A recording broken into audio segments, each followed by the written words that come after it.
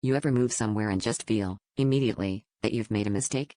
Not the Newtown jitters kind, something deeper, like a bone-deep chill every time dusk settles in. The first thing I noticed about Belridge was the curfew, at 9 p.m. sharp, the streets emptied, lights flicked out, and not a soul would explain why. It's just safer that way, my neighbor muttered, eyes darting from her porch to the shadows pooling at the end of the block. I figured it was small-town paranoia. I wish that's all it was. Tonight, I couldn't sleep.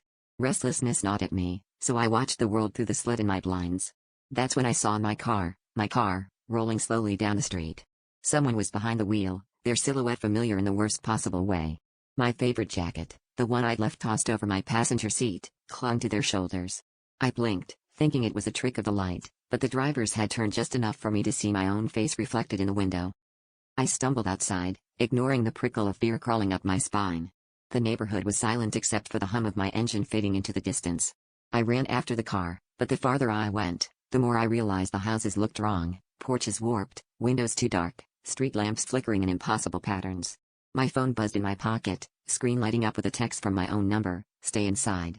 You're not ready yet." I stopped cold, heart jackhammering, as the air thickened around me. Then I saw them, figures stepping out from the shadows, each one draped in a jacket, a hat, a scarf I'd once owned, their faces flickering between strangers and my own. I tried to scream, but the sound stuck in my throat. The curfew wasn't meant to protect us from something outside. It was to keep us from seeing what we become when the night comes to claim us.